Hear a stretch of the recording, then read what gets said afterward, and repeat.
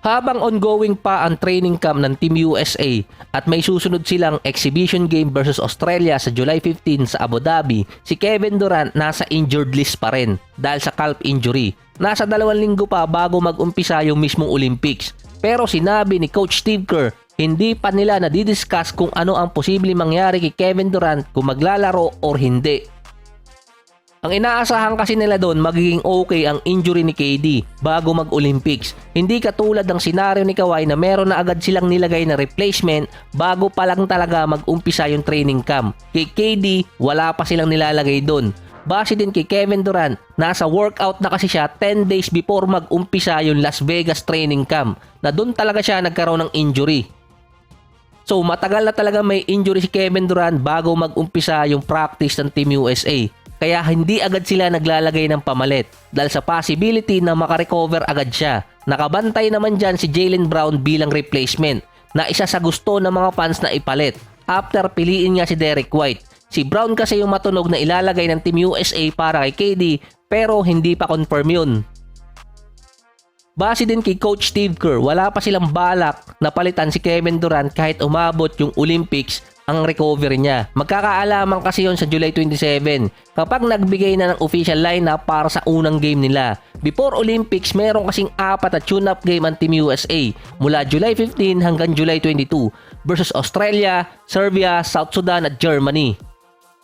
Ang una kasing game ng Team USA base sa schedule ng Olympics ay Serbia. Pero makakaharap nila agad yon sa isang tune-up game. Nagkalaban na kasi nung nakaraan ng Serbia at France. Dominado ni Jokic, 79-67. Double-double pa siya. Doon kasi pwedeng malaman kung kailangan ng palitan si Kevin Durant dahil ang isa sa mga team na pinaghahandaan talaga ng Team USA yung Serbia. Ang sunod kasi makakalaban naman ng Serbia sa isang exhibition game, Australia. Ito ay bago nila makatapat yung Team USA sa isang exhibition game din. Sa mga headline, pinaghahandaan ng Team USA yung Serbia dahil yun ang isa sa pinakamabigat nila makakalaban. So hindi ko sinasabing madali yung mga susunod nilang game. Yun lang kasi ang nasa headline dahil nandun yung 2-time o 3-time MVP si Jokic. Mismong galing din kay Steve Kerr na yung Serbia much better ngayon dahil nandun si Nikola Jokic. Noong nakarang taon umabot ang Serbia sa World Cup Finals. Natalo sila versus Germany.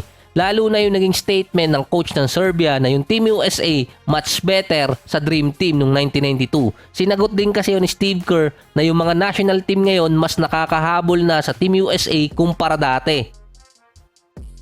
Kaya yung report tungkol kay KD, kung hindi man siya makalaro sa game versus Australia, susubukang makapaglaro versus Serbia sa July 17.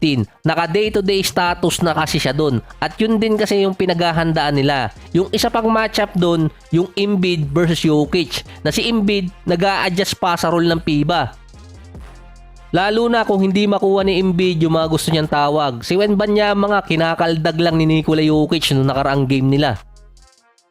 About kay KD, yung sinabi niyang 10 days before pa lang nagwo-workout na siya, ito yung kasama niya sina Holmgren at dun siya na-injured, hindi agad ni-report yun. Sinabi lang yun nung nasa training camp na. Si Kawhi kaya umalis ng Team USA dahil sa discussion ng Clippers at ng Team USA mismo. Pero yung Suns at kay KD, wala pa dun. Hindi pa nakikialam sa status ngayon ni Kevin Durant for next season.